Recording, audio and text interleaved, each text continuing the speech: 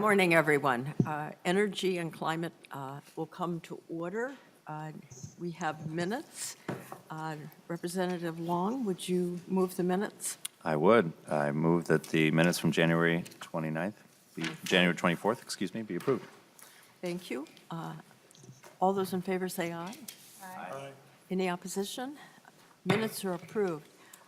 This morning, we're going to concentrate on efficiency, and I would welcome our new Commissioner of Commerce, who is going to start us off. We're so glad to have you here, and so glad you're the new Commissioner. Madam Chair and members, thank you for the invitation to be here this morning. I'm Steve Kelly. I am the Commissioner of the Minnesota Department of Commerce, and with me is the Director of our State Energy Office, Jessica Burdett. I've had an opportunity to read part of the energy efficiency report, but I have not been through it. So I'm going to, at certain points, especially in response to questions that members have, rely on Ms. Burdett for the detailed answers. So let me start with background on the Minnesota Conservation Improvement Program, which is familiarly called SIP. Minnesota has over 170 electric utilities, including co-ops, municipals, and investor-owned utilities. The investor-owned utilities account for 2/3 of the state's electric load. We have three investor-owned natural gas utilities that serve 94% of the state's natural gas sales. About 2/3 of residential customers in Minnesota get their heat from natural gas. 17% of residential customers use electricity as their primary heating source, with most of the remainder using delivered fuels, primarily propane.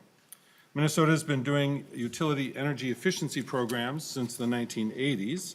These efforts ramped up in 2010 when Minnesota moved from a spending goal to a savings goal, which is 1.5% of average retail sales for electric utilities and a minimum of 1% for natural gas utilities. To meet those energy-saving goals, Minnesota utilities operate a wide array of residential, commercial, and industrial SIP programs targeted to both retrofits as well as new construction projects. These energy efficiency programs help Minnesota households and businesses use electricity and natural gas more efficiently, conserving energy, reducing carbon dioxide pollution, and lessening the need for new utility infrastructure. Minnesota has been the leading Midwestern state for energy efficiency achievements for the last decade, and those achievements have been steadily growing, as you see here, for electricity. Minnesota electric utilities have met or exceeded the 1.5% annual energy savings goal each year since 2011. And in 2017, the electric investor-owned utilities had their best year in terms of overall energy savings, around 780 gigawatt hours or 2.3% savings. This was driven primarily by Xcel Energy, which achieved significantly higher energy savings in 2017 compared to past years. Natural gas energy efficiency achievements follow a similar upward trajectory. The Minnesota gas utilities overall have met the 1% minimum, but only exceeded the 1.5% goal in 2017. In both 2016 and 2017, Minnesota's gas efficiency achievements were the highest in the nation. In 2017, CenterPoint Energy had one of its most successful years ever in terms of energy savings, 2.6 million decatherms, or about 1.9% in savings. While Minnesota has historically done quite well with energy efficiency achievements, the state has heard concerns from stakeholders about being able to meet goals looking into the future. To address these concerns and plan for SIP's future, the Department of Commerce commissioned a study to look at the next decade of energy efficiency. The project team included Center for Energy and Environment, Optimal Energy, and Seventh Wave. They had three goals: estimate statewide electric and natural gas energy efficiency and carbon saving potential for 2020 through 2029, identify cost-effective opportunities for realizing the state's energy efficiency potential, and engage stakeholders to inform future energy efficiency policies and programs. 4 different types of potential were estimated as part of the study. The 2 key types of estimated potential include the maximum achievable energy efficiency savings, which refers to what is achievable considering market barriers, but also with aggressive incentives, such as 100% rebates, and technology adoption at the theoretical maximum. Program potential refers to a subset of achievable potential with more limited incentives and program budgets. Here are the high-level results for electric utilities through the end of 2029. Compared to the baseline energy use, there is economic potential to reduce electricity usage by about 1/3, and that is the green line on the chart. The program potential scenario can capture about half of this total economic potential, resulting in a 14% decrease in total electric usage compared to the baseline, and that is the blue line. And then the maximum achievable scenario can capture nearly 2/3 of the full economic potential, resulting in a projected 21% total decrease in electric usage compared to the baseline, the maroon line. This next chart shows the breakdown in end uses at the end of the study period. It shows the relative contribution to cumulative total 2029 savings for the program potential scenario. Residential represents 20% of the total, while commercial and industrial represents about 80%. You can see that for residential, lighting represents a mere 6% of total potential. Space heating shows the largest end-use potential at 35% of total residential potential. The project team did not consider fuel switching in the potential estimates, so the space heating potential is only for those homes that currently heat with electricity, which is about 17% of households in Minnesota. The reason that space heating represents such a large potential is that for those 17% of homes that heat with electricity, they use a lot of electricity, roughly double that of non-electrically heated homes, and there are some rather recent technology advances that have enabled huge savings in these electrically heated homes, which I'll talk about more shortly. In the commercial and industrial sector, lighting still represents 25% of total potential. So even though lighting has dominated savings achievements in recent years, there's still a lot of inefficient lighting out there. This end use also includes control strategies for lighting as well as fixture and lamp retrofits. We also see several new end uses increasing in importance in the commercial and industrial sector, especially refrigeration, motors, and system efficiency. System efficiency refers to energy efficiency measures that can save multiple end uses at once and often achieve increased efficiency through operating existing equipment more efficiently. For example, building automation systems in large buildings increasingly have advanced sensors and controls, which when combined with automated logic can identify, diagnose, and correct faults in large, complex heating, ventilation, and cooling systems, saving motors from running, ventilation from being pumped in, and cooling from being used when it is not needed. Within the residential sector, system efficiency includes behavioral measures like home energy reports, which also reduce energy use across multiple end uses. The project team modeled nearly 300 different gas and electric measures, but we present here the top 5 measures that contribute the most to residential electric potential. 2 of these measures are cold climate heat pumps for electric space heating that can cut the electricity used for space heating nearly in half compared to electric resistance heating. In total, heat pumps represent over 20% of residential potential. Other measures on the list include programmable thermostats, particularly the newer smart thermostats, as well as Energy Star clothes washers and home energy reports, a proven behavioral strategy for the residential sector. We turn now to natural gas program potential. There's a total economic potential to reduce natural gas usage by about 1/3 by 2029. The modeling showed about 1/3 of this total potential being captured by the program potential scenario, or an 11% reduction in 2029 usage over the baseline, and just over half being captured by the maximum achievable scenario, or about an 18% reduction in energy usage versus the baseline projection. The next graph shows the end-use breakdown for natural gas. Residential represents a larger fraction of the total savings compared to electric. Residential savings for natural gas is nearly doubled that for electric at 40% of total savings. In general, there are less end uses for gas than there are for electric, with space heating dominating for residential, commercial, and industrial uses. Similar to electric, system efficiency is also a large opportunity in the commercial and industrial sector. For gas, within residential natural gas measures, the top 5 measures represent a very significant fraction of the total savings compared to electric, increasing the relative importance of each of these measures.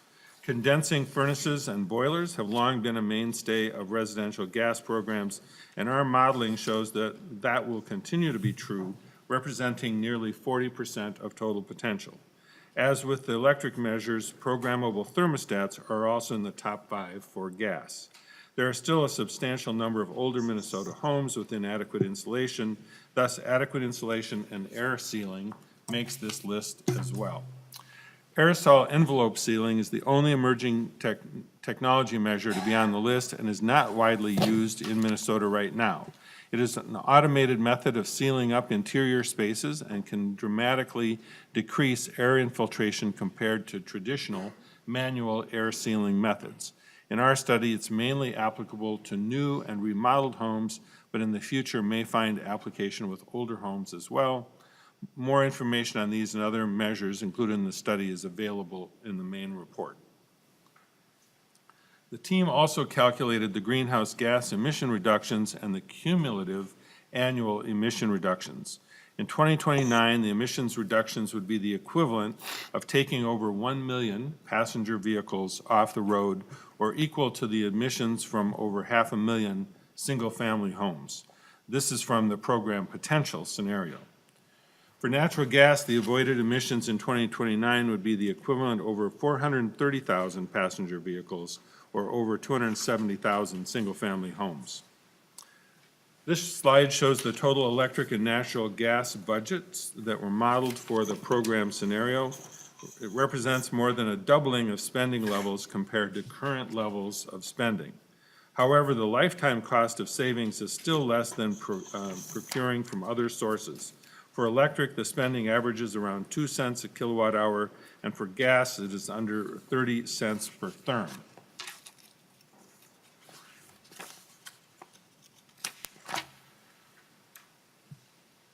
Part of the study's scope was to assess current programs in Minnesota and make recommendations for programmatic strategies that will be necessary to capture the end uses and segments that we just talked about.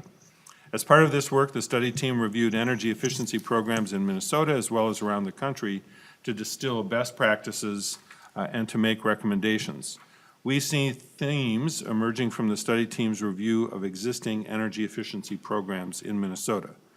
First, Minnesota already has a strong foundation of effective SIP programs. Minnesota has some of the lowest cost and best performing programs in the country, including many examples of effective, innovative programs. Second, partnerships have helped increase program effectiveness. Utilities have formed strong relationships with trade allies, such as HVAC contractors, who then help to sell the programs.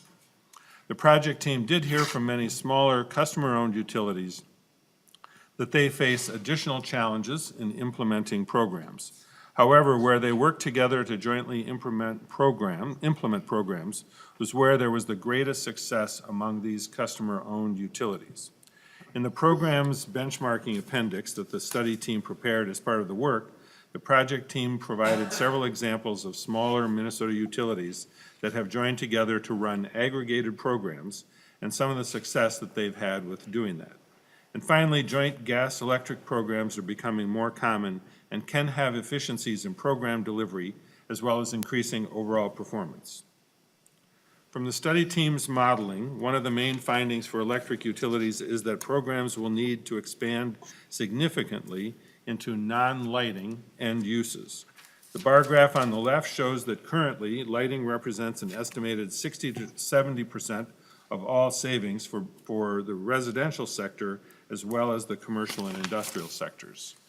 This compares to the two bar charts on the left that we've already seen for residential and commercial sectors in 2029, which show only 6% lighting savings for residential and 25% lighting savings in commercial and industrial. Therefore, programs will need to increase the effectiveness with which they are addressing other end uses besides lighting. Let's take an example of cold climate air source heat pumps, which are the largest source of savings in the residential sector for electric utilities. It's not quite the same potential as LED lighting, but it is similar in that 5 to 8 years ago, no one was predicting that LEDs would see the performance and cost improvements that they have now achieved.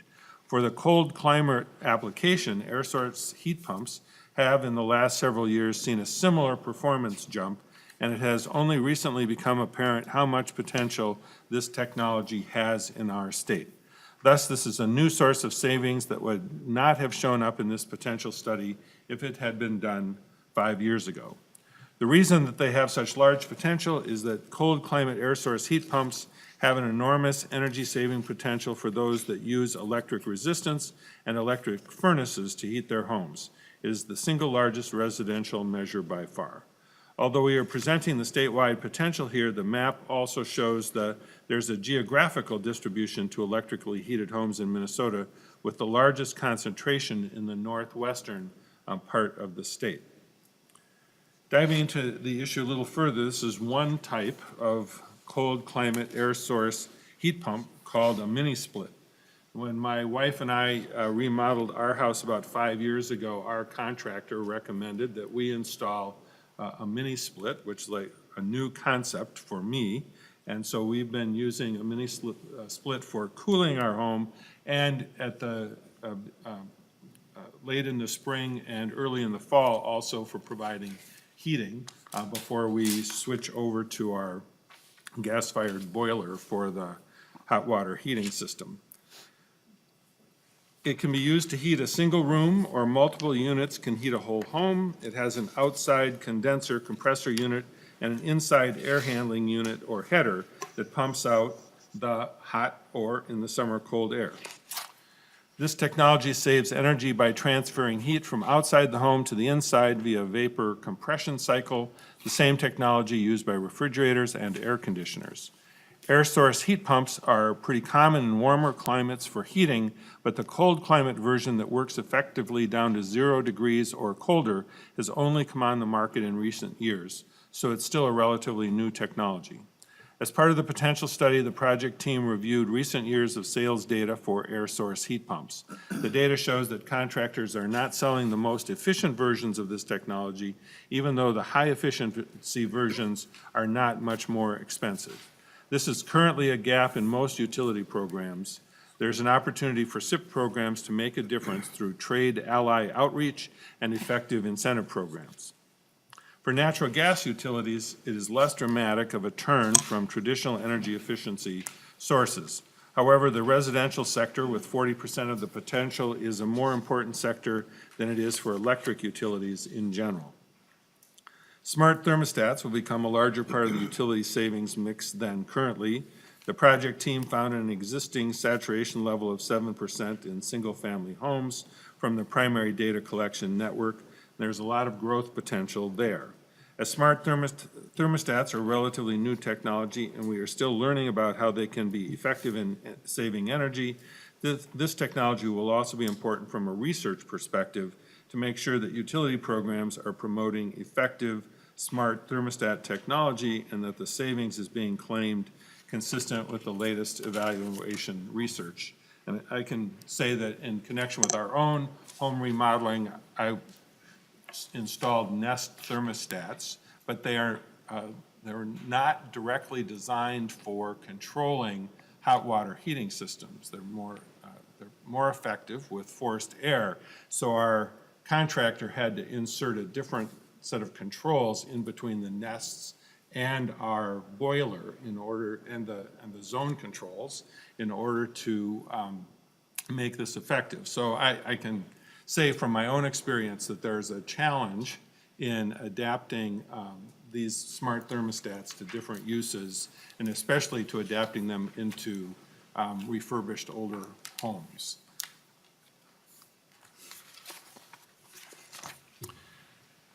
Here are the 11 specific recommendations that the project team developed for SIP programs to be able to capture the efficiency potential identified in the modeling.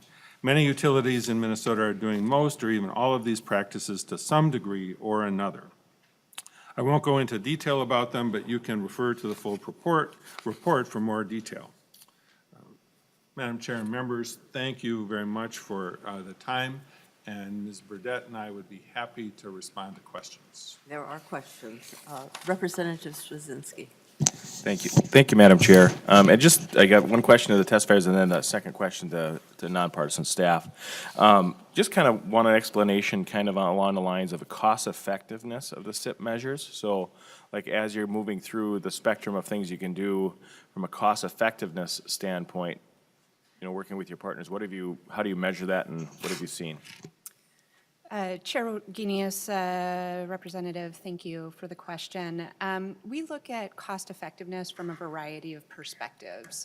We look at the societal costs and benefits, the costs and benefits to utilities, participants, and the ratepayers. And within each of those perspectives, we balance the cost of the programs, the value of the energy savings, and ultimately determine based on those tests what is cost effective and what kind of program should be administered.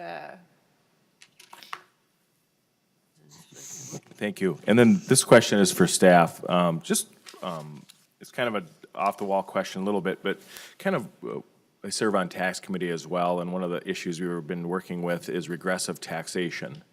And, you know, one idea that we've been floating is taxation through regulation, essentially. And so when you look at whether it be increased costs in your utility bill through a regulatory process, you know, have we ever looked at what something that a committee like this could potentially do by expanding the SIP or energy efficiency or any number of things and look at a regressivity of that policy and see how it would affect people of lower incomes and their increased costs of the utility bill?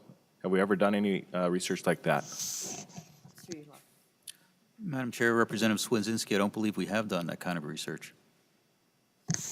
Thank you. Representative Hornstein.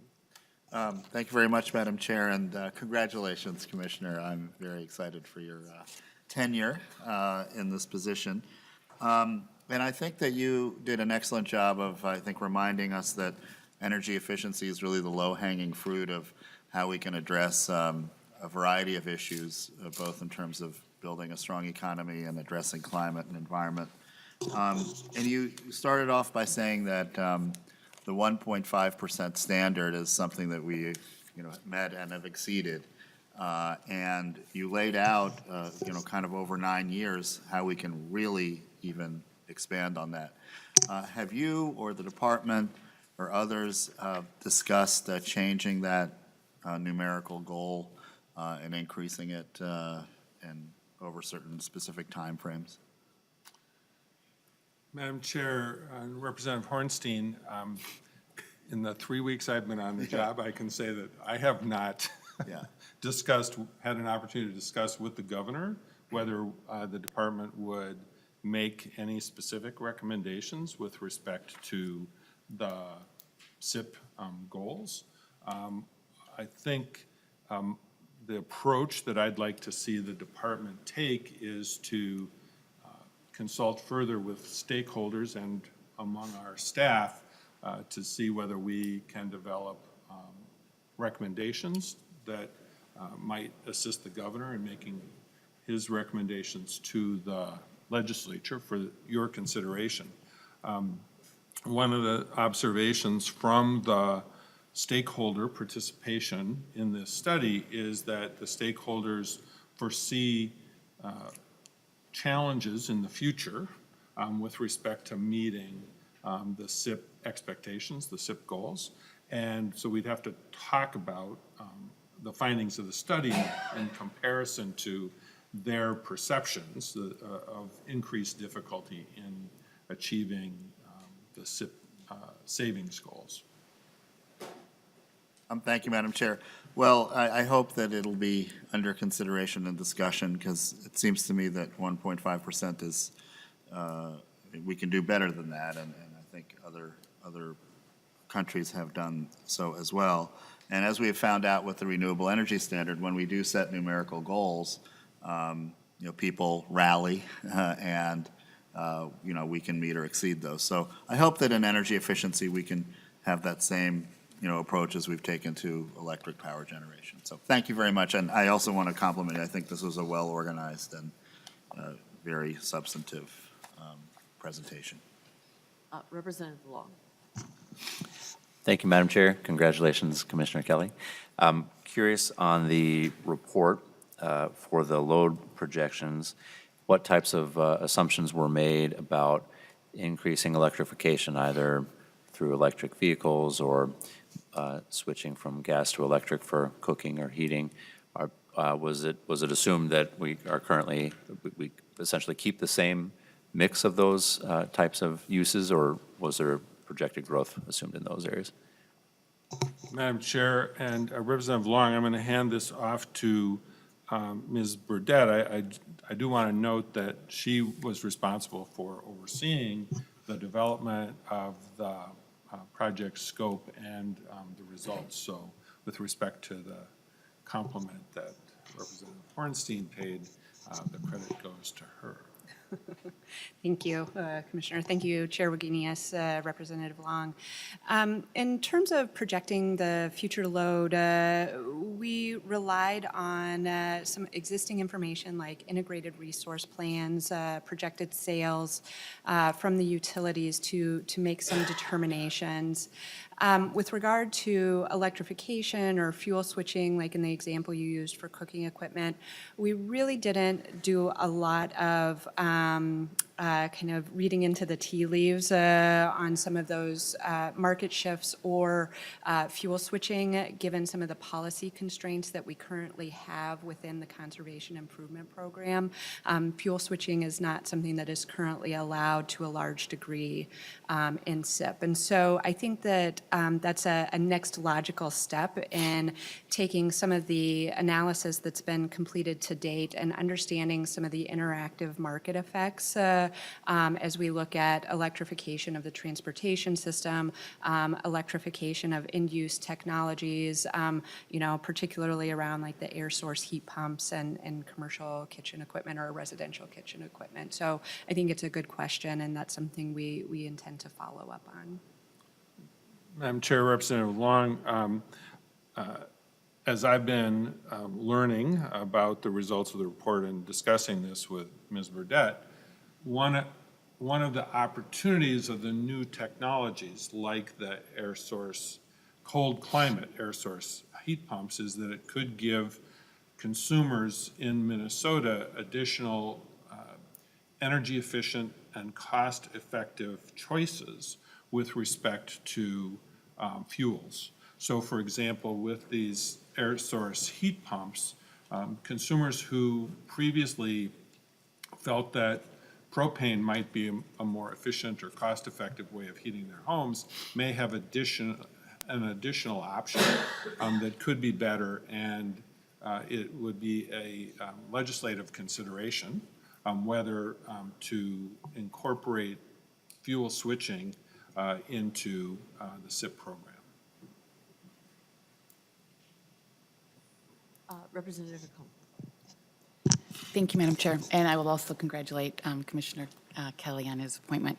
My question is about engagement, and you are doing obviously some great work in the Conservation Improvement Program, and you talked about this next decade plan, and that there are some low-hanging fruit that have been already reached, and yet there's still work to be done on lighting issues, or you also talked about some best practices and some new innovative techniques, and I'm just wondering what strategies you have or partnerships you have to try and help that engagement. We all know that, education is, or knowledge is power, and so how can we help other people do better? Thank you, Madam Chair, Representative. The Conservation Improvement Program relies very heavily on partnerships with trade allies and other providers to provide outreach to different customers. We have low-income customers, large industrial customers, and so it requires a wide array of partnerships to be able to engage customers to implement efficiency.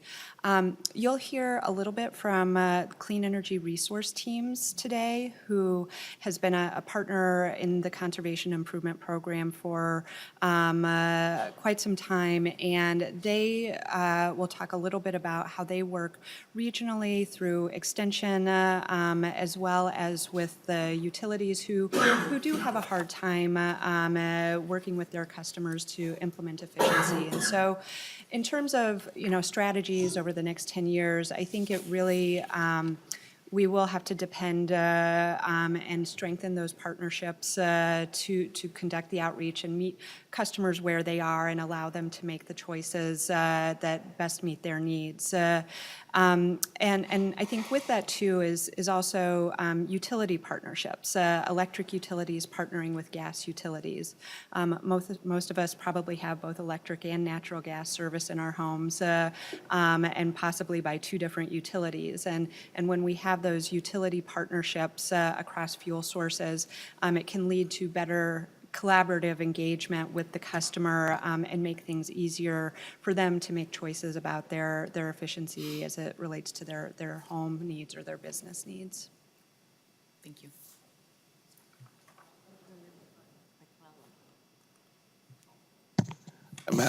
Madam Chair, Commissioner Kelly, I hope you're enjoying your new job as much as I. You made reference to that you installed a mini split and you use it in the spring and in the fall. My question is on these cold climate air source heat pumps. Do you know what the cutoff point is when they can no longer create heat for the outdoor ambient temperature? Madam Chair, Representative, do you mean like if it's 20 below zero? Ms. Burdette. Thank you, Madam Chair, Representative. I could not tell you right off the top of my head the answer, but if I had one staff person sitting next to me, I could punt to that staff person. So we can get back to you rather quickly with that information. Madam Chair, I can say that I actually operate one of these and mine cuts out about 18 degrees. Beyond that, it cannot work. Where I live, dual fuel is very important, as was it 5-6 years ago, propane skyrocketed and was not even available. So if that technology can be improved, according to my HVAC gentleman, he's hot rodded as hard as he can, and it's the best it'll do. Thank you. I see no other questions. Thank you all. I appreciate your helping us out. Thank you, Madam Chair and members. We'll be visiting later, I am sure. Next, we have Center for Energy and the Environment.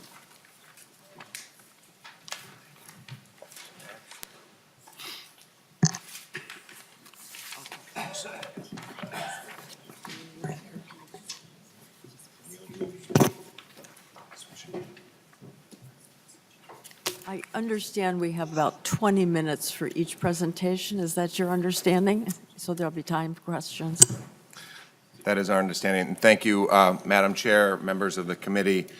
Maybe just give us a quick second here to get our presentation switched over.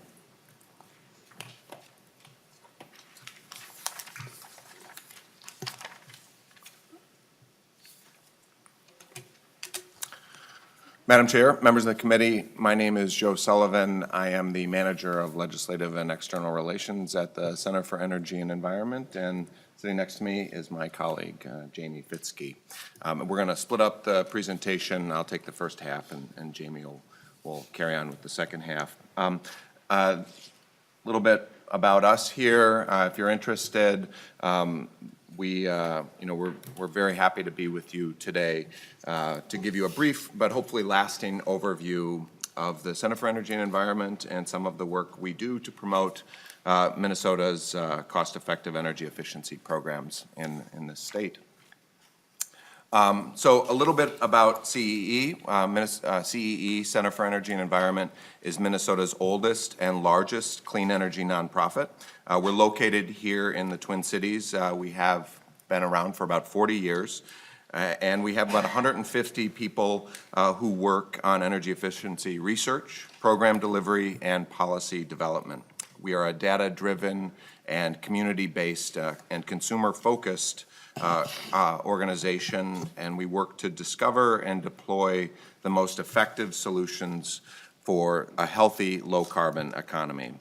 Our unofficial motto at CEE is we get our hands dirty for clean energy, and that's because our staff wear hard hats, they work with contractors and building maintenance folks, and we are focused on results, the results of energy efficiency.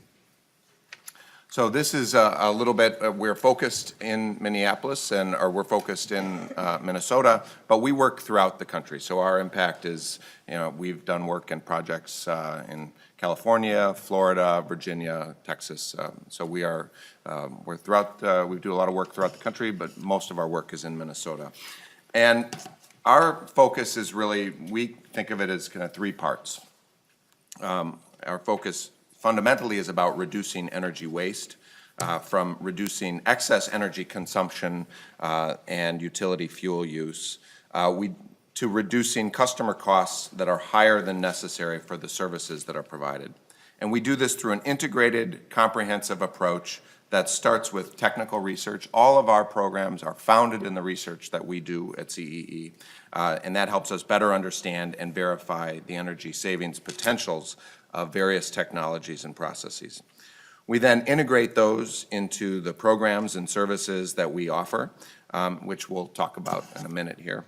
And then that informs the legislative and the policy work that we do here. So this is kind of this virtuous cycle that we think about. It's this boots on the ground experience that informs the policies that we advocate here at the Capitol and with our regulatory agencies, Department of Commerce and the Public Utilities Commission. Here's some examples of some of the technical research that we have done. And as I had said, all of our work starts with our technical field research. We have a staff of PhDs and research engineers that are unmatched outside of the National Energy Labs. We actually have a rocket scientist on staff that she came from NASA to work for CEE, so we're very proud of that. She loves it that we talk about that all the time, too. But our researchers partner with utilities, with research organizations, universities, and others to assess savings and performance characteristics of the specific energy policy or the specific energy approaches in the building envelope, duct leakage, HVAC systems, indoor air quality, and energy feedback and behavior. We have, as Commissioner Kelly was just speaking about, we have recently completed in collaboration with the Department of Commerce and Minnesota's utilities, the Minnesota Energy Efficiency Potential Study, which this study has assessed the energy efficiency potential for Minnesota through the next decade. A little bit more about the programs and services that we deliver. We run and operate programs for our utilities. We design and implement programs that Minnesotans utilize at their home and their work. It's really as simple as that. The programs that we run, we offer for, and work with Xcel Energy, CenterPoint. We've worked with Rochester Public Utilities, Minnesota Energy Resources. We also do a significant amount of work with building owners and managers to help them better understand and optimize their energy use, to improve the operation of their equipment and their systems. And we also provide financing. We do financing for energy efficiency projects. When people are opening up their building or opening up our house, that's a time when they often need loans. So we do a significant amount of lending for efficiency and for solar projects. We've also, to your question, Representative, about engagement, we do a significant amount of engagement with cities throughout the state. We have worked with the city of Minneapolis, with Red Wing, city of Maplewood, Shorewood, Winona, Faribault. I think we've worked with 18 cities at this point on the Partners in Energy program, which we work on with Xcel Energy. It's a very successful program. Some of the award-winning programs that we have actually just recently won awards for, we're very proud of. But this month, we were, by the American Council for an Energy Efficient Economy, we were awarded 3 exemplary energy efficiency programs. This is a prestigious designation that comes after a nationwide review by ACEEE, and it takes place once every 5 years. So we're very proud of this. Our One-Stop Efficiency Program is a program that we operate for small businesses. This is a lighting and HVAC program. The most important thing that this program does is it saves these customers, it has saved them over $800 million in electric utility costs. So very, very successful program. Jamie is one of our experts on that program. We also run the Home Energy Squad program. So for any folks who in the room who have had a home energy audit and you are in Xcel's and CenterPoint's service territory, the people who come to your house are people who work at the Center for Energy and Environment. And then Xcel Energy's Partners in Energy program. We've recently won an award for that program as well. We're very proud of this work. Some of the advanced energy projects that we do, these are programs that we have we're funded to work on, are the Minnesota Solar Pathways Study. This project is a program that we've done in collaboration with the United States Department of Energy, in collaboration with the Minnesota Department of Commerce, the Great Plains Institute, electric utilities, and electric and consumer advocates. And the goal of the Solar Pathways Study is to identify the least risk, best value pathways to achieving Minnesota's goal of having 10% of its electricity come from solar. Another project that we've done in collaboration with Evergreen Energy was an assessment of the sustainable energy options for the Destination Medical Center in Rochester. This is a project towards creating a zero carbon DMC zone in Rochester. My colleague, Mike Bull, co-directs a nation-leading project with Rolf Nordstrom at the Great Plains Institute known as the Minnesota E21 Initiative. This initiative is a project that is, we work with our electric utilities, our gas utilities to find the next, the updating and working on the business model for electric utilities. And finally, we've done a significant amount of work on strategic electrification for water and space heating in buildings. And we're using our 40 years of experience working in buildings, the building stock in Minnesota, to show how we can electrify our system. Commissioner Kelly did a great job of testifying to the history of our conservation programs. One of the things that we like to talk about at CE is that the Conservation Improvement Program is Minnesota's most successful energy policy. Now, some people might debate that, but what it is for sure is it is absolutely Minnesota's oldest, most bedrock energy policy. Starting in 1980, and the program has evolved over the decades to today, where we have a 1.5% savings goal for all of our utilities, our electric utilities, and 1% for our gas utilities. Tremendously successful program, and we at CE have a hard time, and everybody does, of putting a face on energy efficiency. Jamie likes to call efficiency the silent hero of the clean energy community, and it is that. But I will posit that this is the face of the conservation program. This is the face of energy efficiency.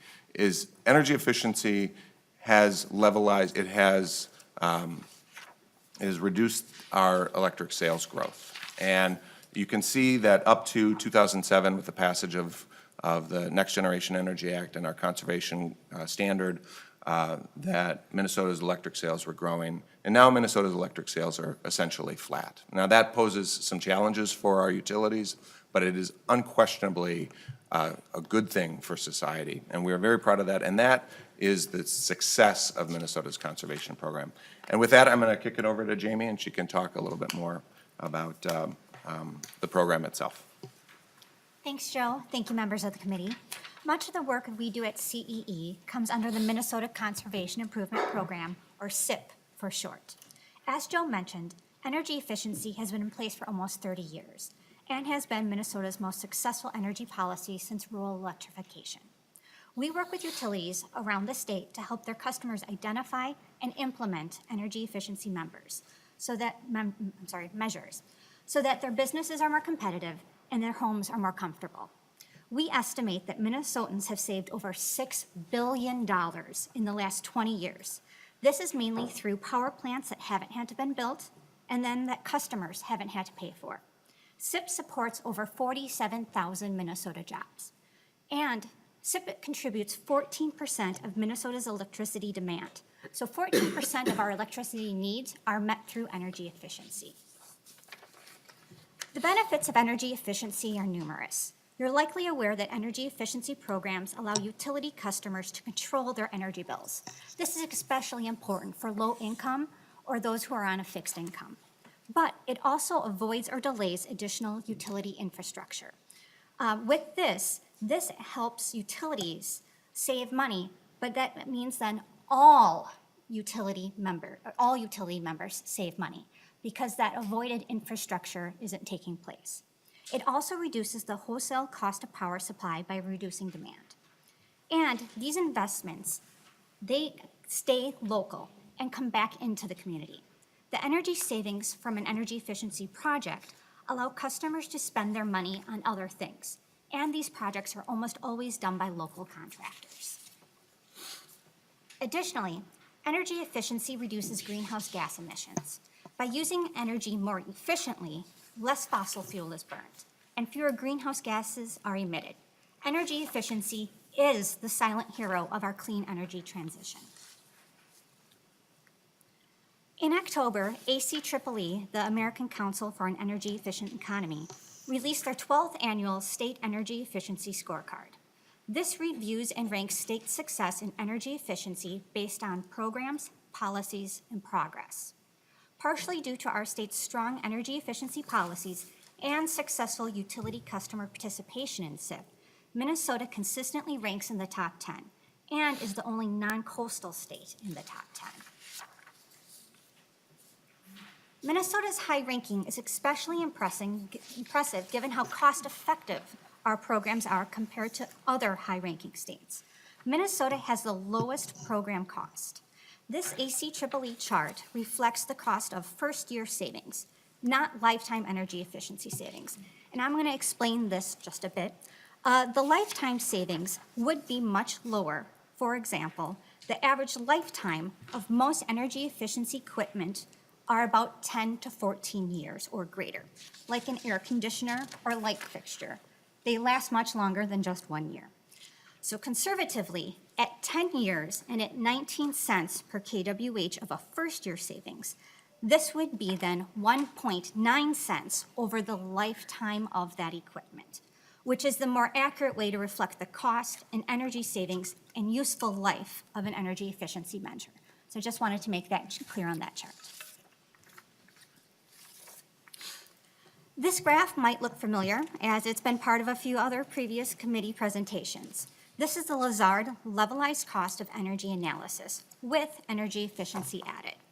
When compared to traditional energy generation sources, energy efficiency is one of, if not the most cost-effective resource. Keeping in mind, the chart reflects levelized costs across the U.S., with the average cost of energy efficiency around 3 cents per kWh. Minnesota utilities are operating some of the most cost-effective programs and are below the national average at 1.9 cents per kWh.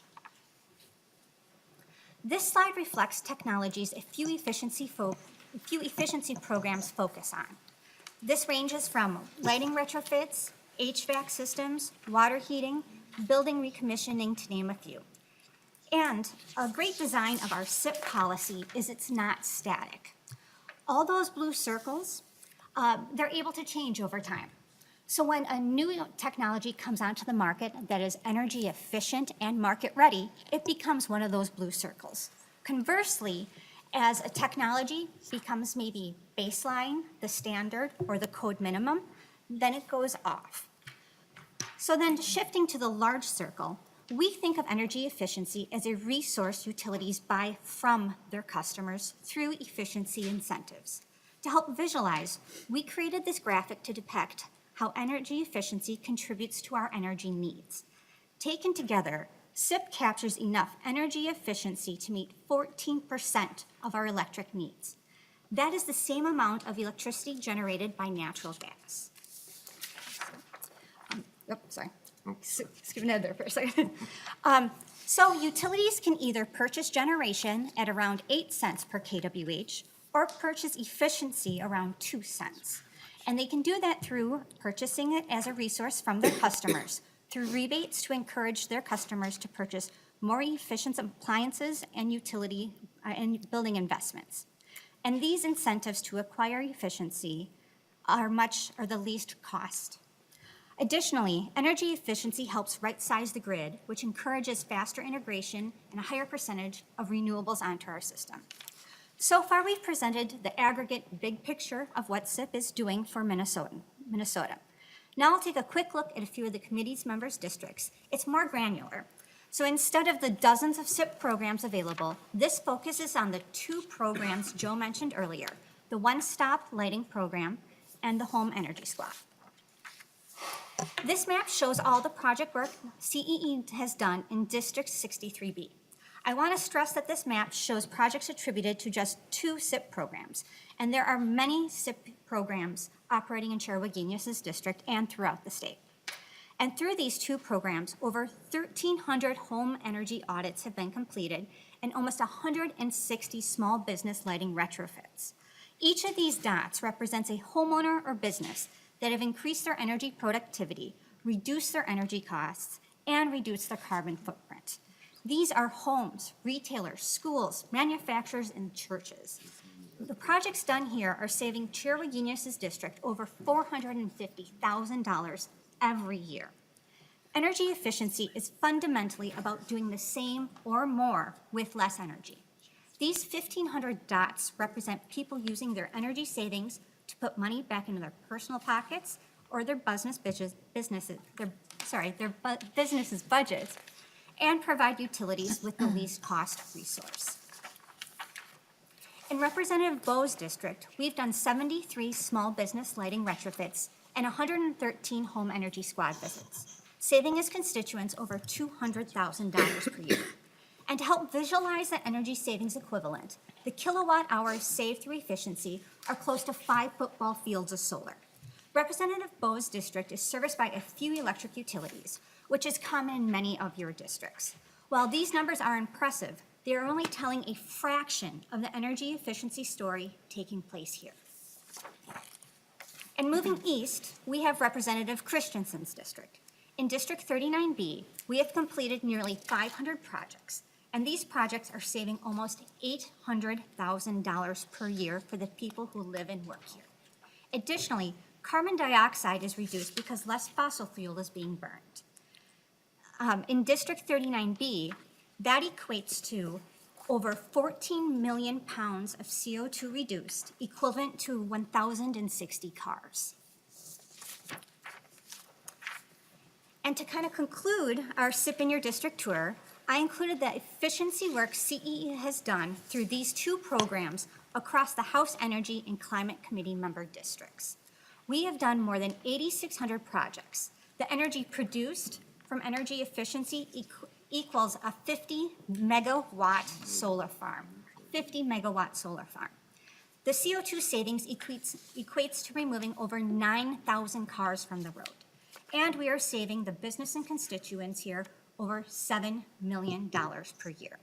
All of this through 2 SIP programs. The members that we have yet to meet with, we will be providing a SIP-specific district map for you too.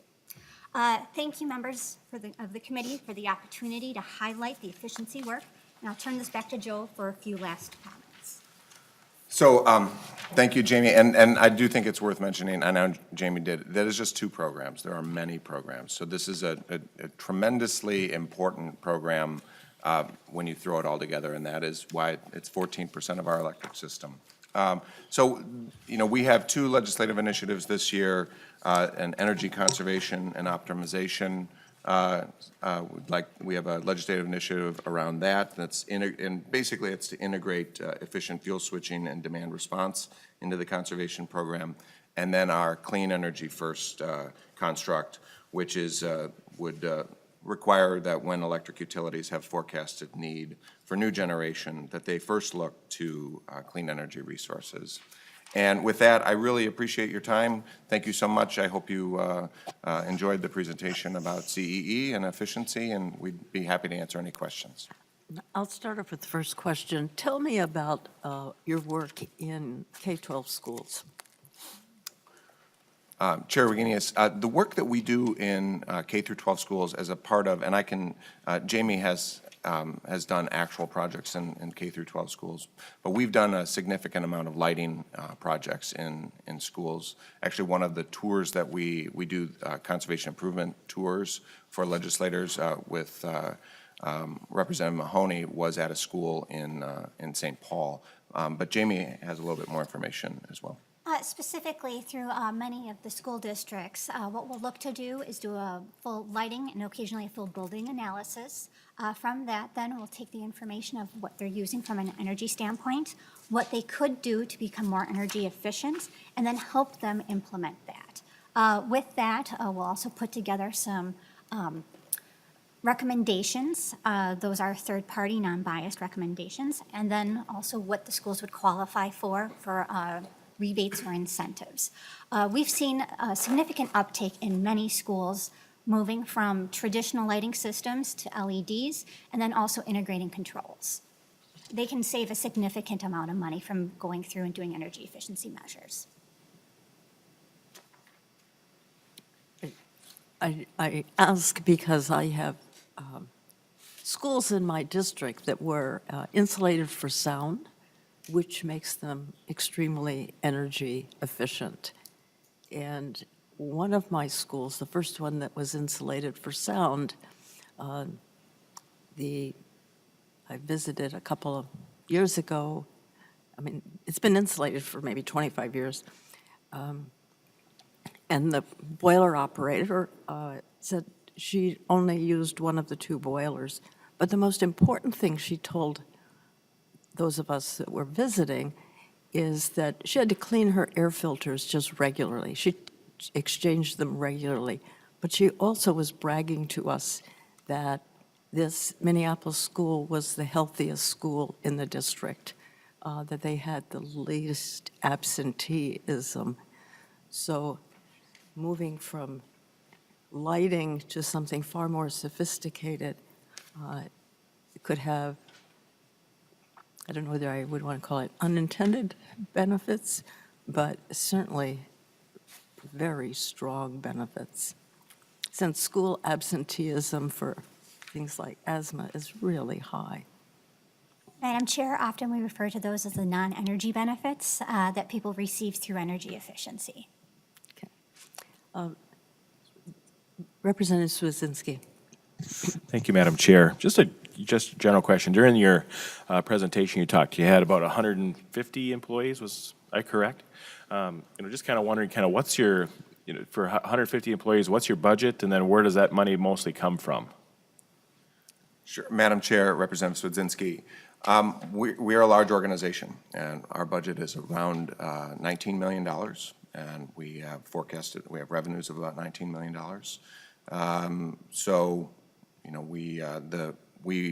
Our money comes from fee-for-service, working with utilities and with building owners, and we, earn those revenues through the project work and delivering programs.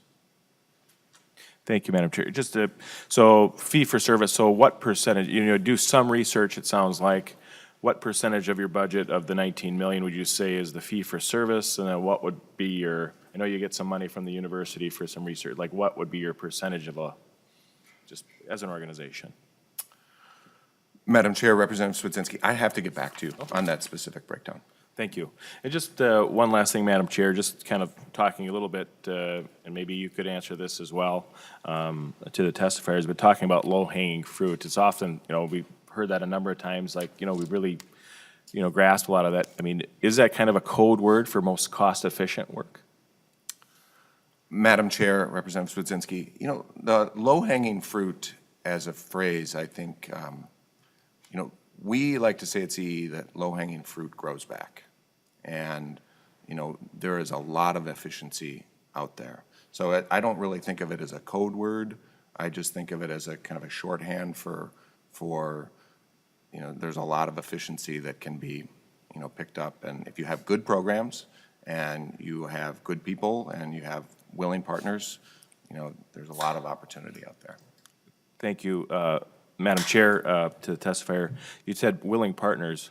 Do you think this work would be done without a mandate? Would you be in support of, it sounds like this is really a popular thing with utilities you work with. Would you be more of an incentive-based program, or do you feel as an organization you need a mandate to do this? Madam Chair, Representative Swedzinski, the conservation, although it's the lowest cost resource, is something that good programs follow from having a goal in place. And in our view, a goal is absolutely essential to putting together the programs that are necessary to deliver efficiency effectively. We have 3 questions, then we're going to move on so we make sure we cover everything. Representative Acom. Oh, thank you, Madam Chair.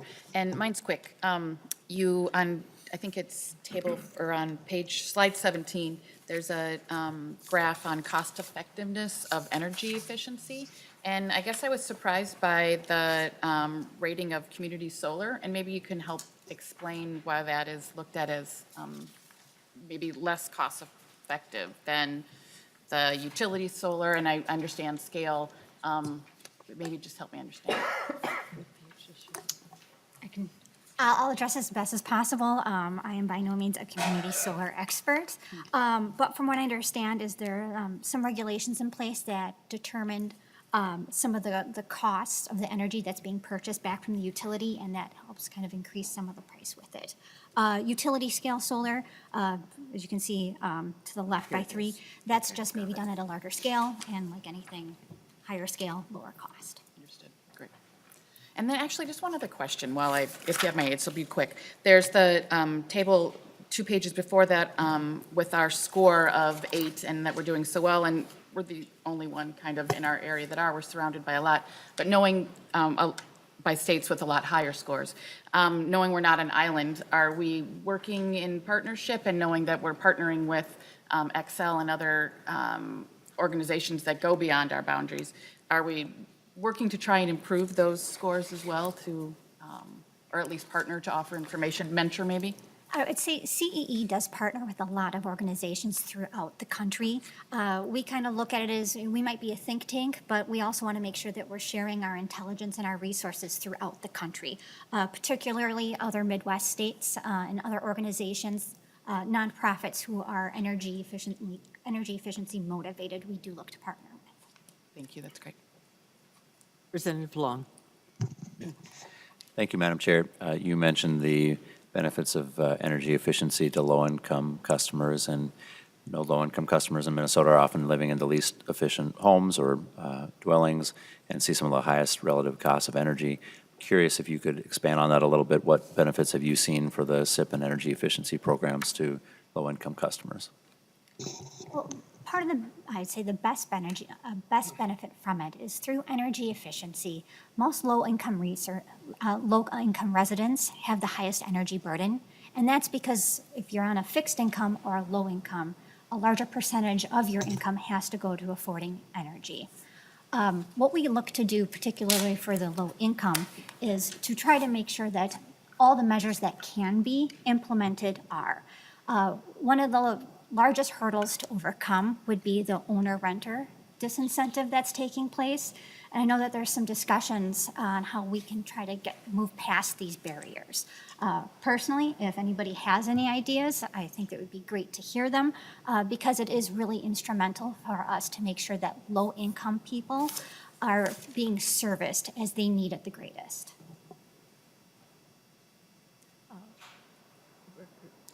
Representative Bierman. Thank you, Madam Chair. Thank you, Joseph and Jamie, for the presentation.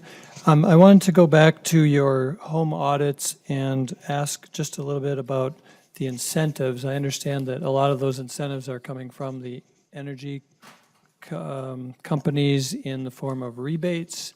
Are there other incentives built in or that have been effective over the years as far as tax credits directly to consumers? Because I think that economic piece is the most central to this whole thing, to get people to change, which is what we're up against here. And I just wondered about, also in the conversation about what other states are doing, are there programs in other states that have worked exceedingly well that we could transplant here? Okay, I'll try to get through a few of those questions. If I missed one, please let me know. From the residential perspective, there's a suite of programs that are offered, same for commercial, but with residential, there are the incentives through a rebate.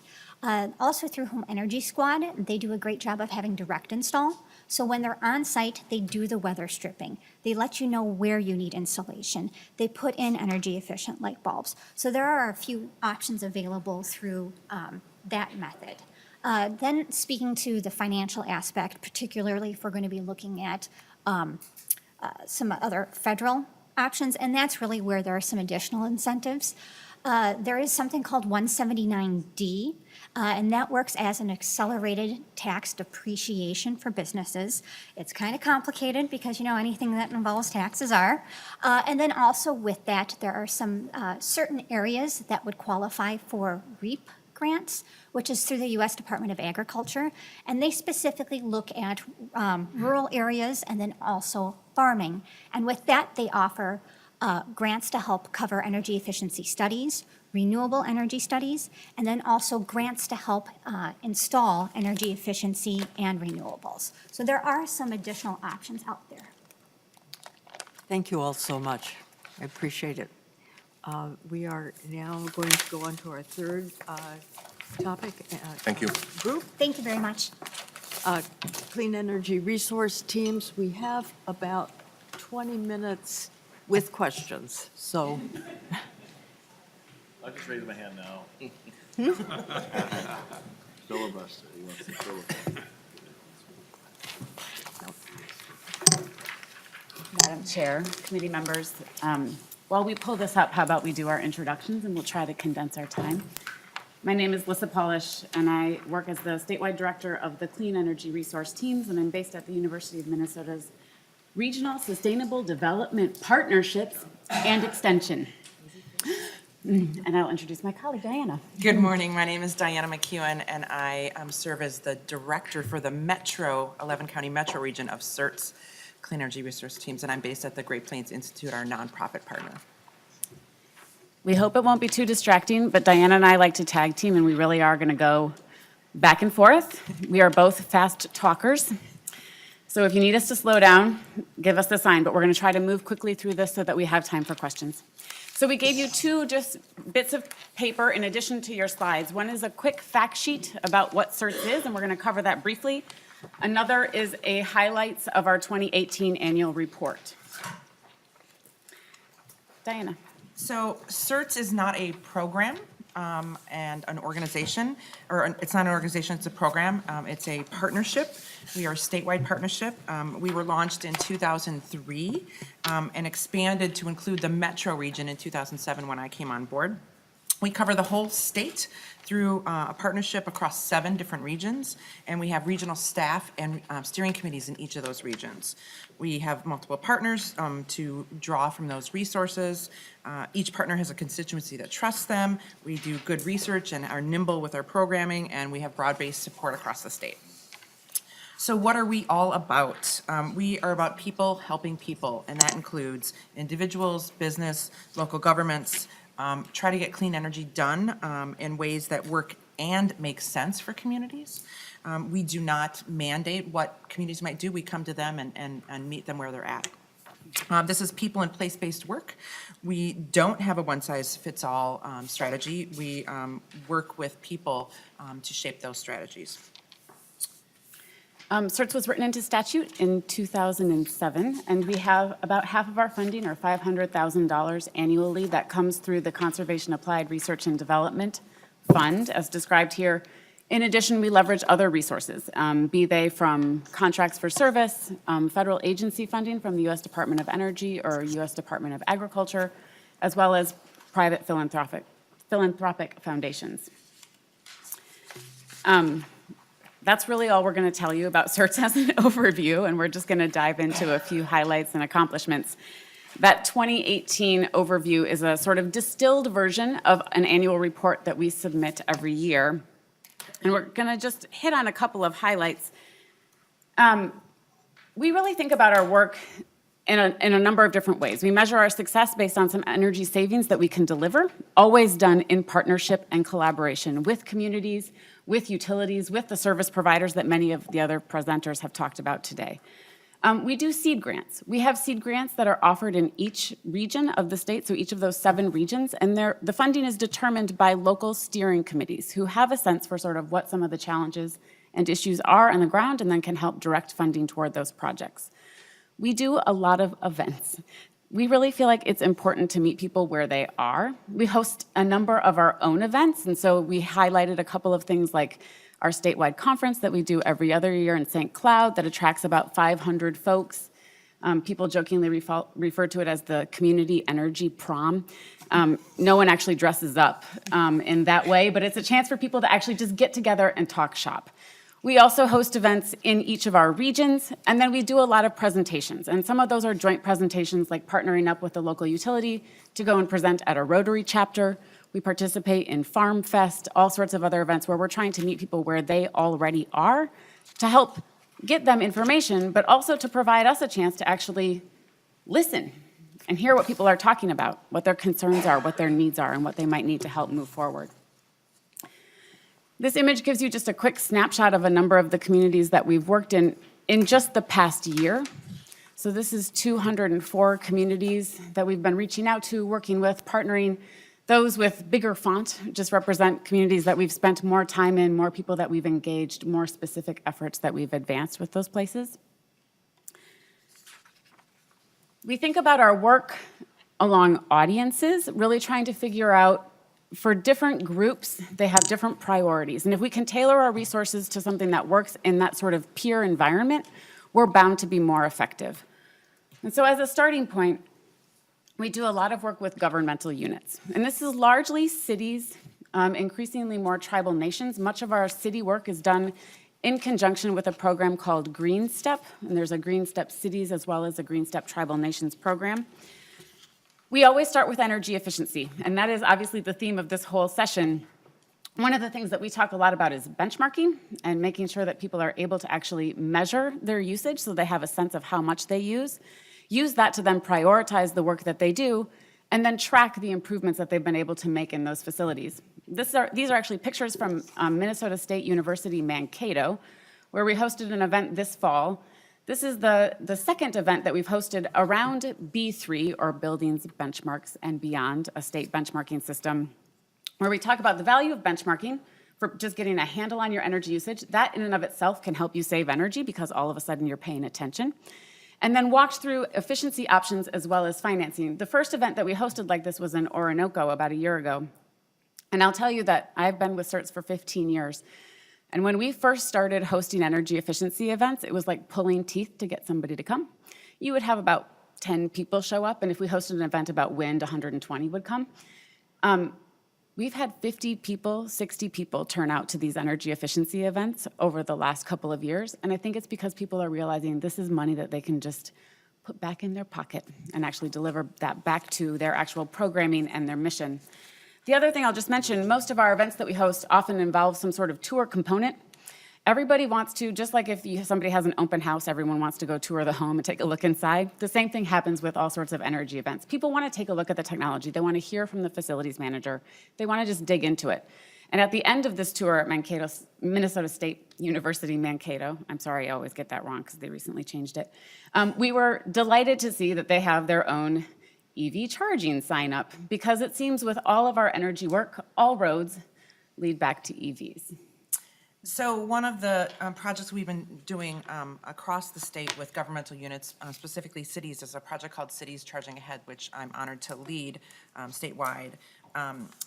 It's something where we have pulled together a peer cohort of cities that want to work, learn, and explore and take action together to become EV or electric vehicle ready communities.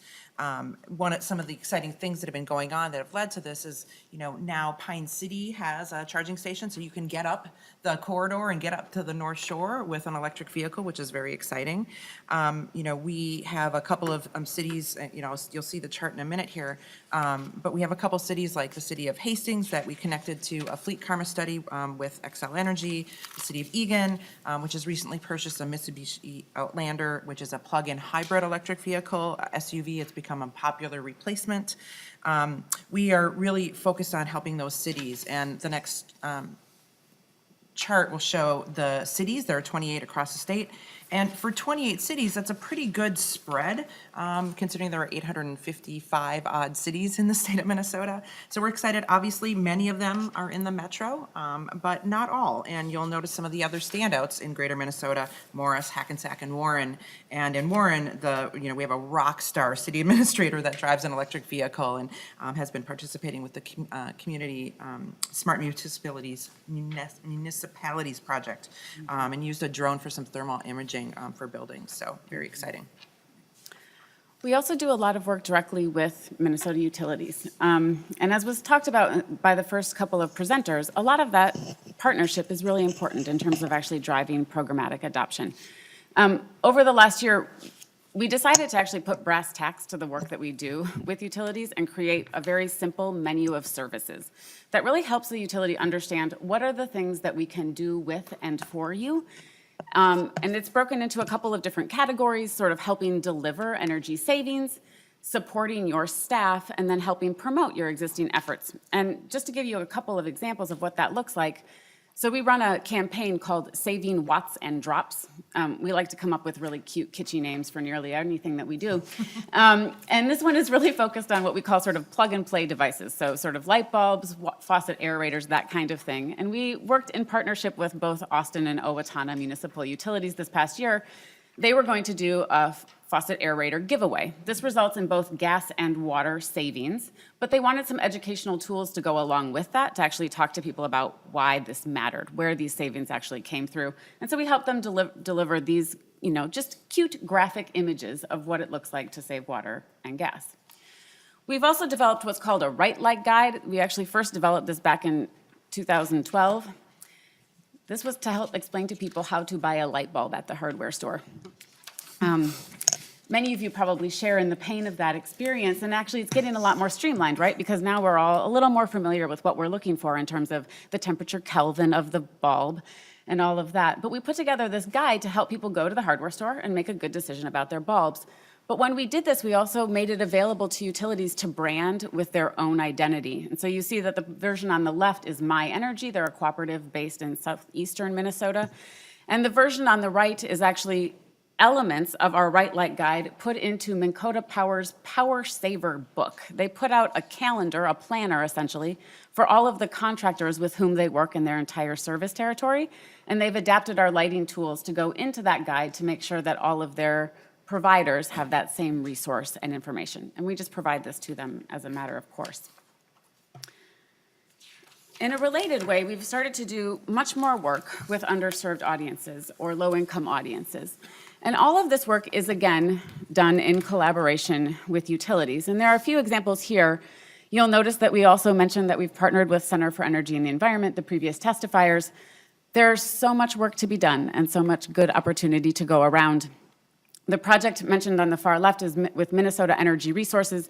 This was a multi-family housing program that involved direct install of technologies.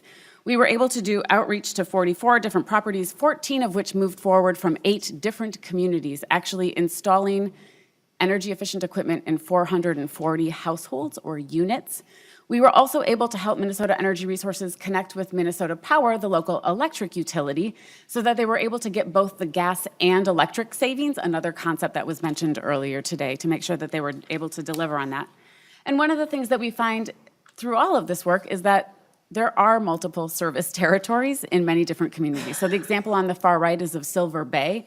That involves Co-op Light and Power as well as Minnesota Power, and the offerings are different, but we partnered with the North Shore Area Partners, a community group that works with seniors, to deliver utility services and make sure that those residents were connected to those programs to be able to move forward.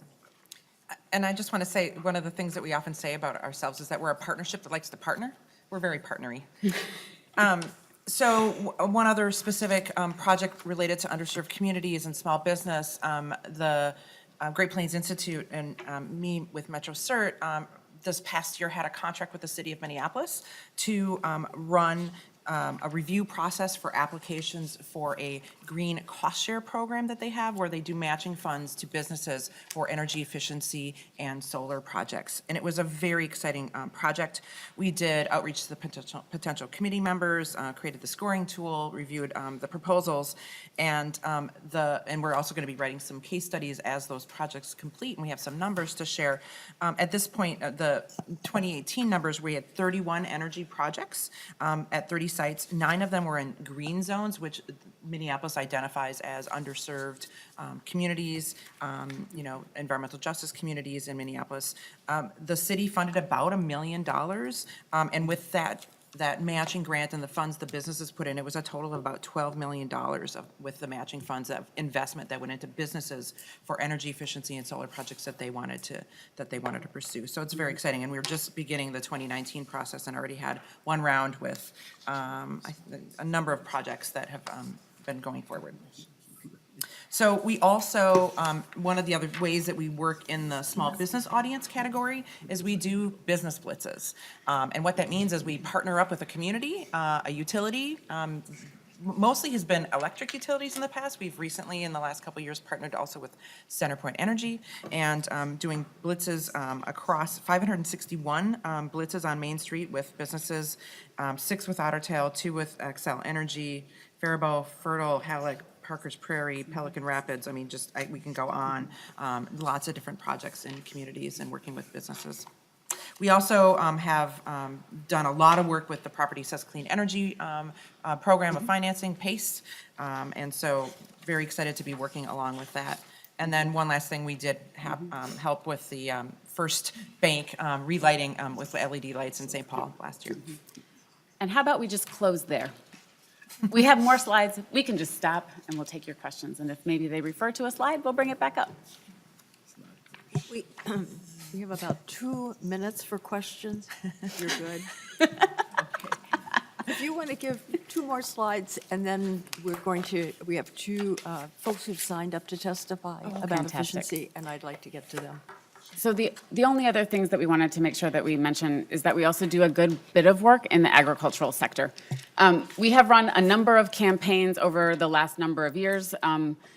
We had one called Gobble Up Savings. You can guess what the target audience was for that. Another, Milk the Savings. You can gather a theme. And we have a recent work effort that's been called Hog the Energy Savings. Anything for a pun. But this is really important because I feel like agriculture is a sector that doesn't get quite as much attention and love on the energy efficiency front. And part of that is related to the fact that people are spread out and farmers have a lot to do on a day-to-day basis that is well beyond thinking about energy. The economy for agriculture has been in rough shape the last number of years, and that continues to move forward. One of the things that we focus on is how do we connect as many resources as possible. So Jamie had mentioned the USDA Rural Energy for America program, or REAP program. PACE funding is another one of those tools. How do we help bundle resources and get them to farmers and connect them with other programs like Great River Energy's audit program so that they know how much energy they're using, they know where they can save energy, and then they know how they can actually bundle the financing to make those projects happen without it affecting their day-to-day income stream. Thank you all so much. I mean, you've given us lots of things to think about and lots more opportunities that need to be taken, Representative Hornstein. With that, Ken Smith has signed up to testify. We have about 2 minutes, and then one more testifier, Jesse Turk, if he would be ready. Yes. Good morning, Welcome Madam to the Chair committee. and committee members. Thank you for the opportunity to share some thoughts with you this morning. And you've heard many things about how we are improving our energy efficiency as a state and many measurable results that are quite good. But there are a few other measures that I think show that Minnesota's got some work to do. There are 2 measures that I track that point to Minnesota needing to examine its approach to energy efficiency, and those are overall system efficiency and energy productivity. Overall system efficiency is all the prime energy that we use, prime energy being renewables, fossil fuels, nuclear. So all of the prime energy that we use, and what do we get out of it? What kind of work does it produce? The data from the Department of Energy, Lawrence Livermore National Labs, these flow diagrams, which I'm sure many of you are familiar with, indicate that Minnesota, the most recent data indicates that Minnesota wastes 57% of its prime energy. In fact, if you look at the data that's available from Lawrence Livermore National Labs, we wasted 57% in 2010, we wasted 57% in 2012, we wasted 57% in 2014. We are consistently wasting 57% of our prime energy as a state, and I think we can do better. The other measure I mentioned is energy productivity. Energy productivity is if you take the GDP of a state, it can be of a business, it can be a state or of a country, and you divide into that all of the prime energy that economy uses. That's energy productivity. As a state, our energy productivity has plateaued. It increased for many years, but it now has plateaued. So we need to ask ourselves some questions why that is happening. And so while we are producing measurable results, we're saving BTUs, we're saving kilowatt hours, we're making devices more efficient, we aren't necessarily making our overall system more efficient. And we need to think about that as you're thinking about changes to our policy, changes to our the programs that result of that. We need to step back and think more holistically about what else should we be measuring and tracking progress as a state. And I would encourage us to look at the overall efficiency and energy productivity. Such solutions, to think about these holistic solutions, often require partnership. It is taking wasted energy from one area and using it in another area, but it's also frequently, from our work, the most carbon reduction solutions that you also will achieve. As a kid growing up in Minnesota, I would hear from my grandparents and parents, waste not, want not. I would also hear that one person's waste is another person's treasure.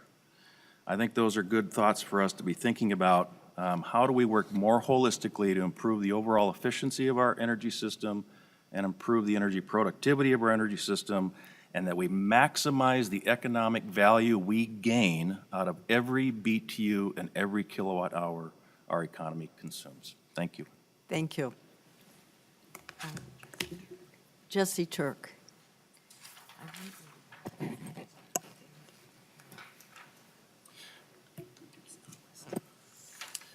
Good morning, ladies and gentlemen. Thank you, Madam Chair. My name is Jesse Turk. I'm an architect, husband, father of 3 young kids, and a St. Paul resident. I work at BWBR. We're one of the largest and oldest architecture firms in the state of Minnesota, and I'm here to speak on behalf of the American Institute of Architects in Minnesota.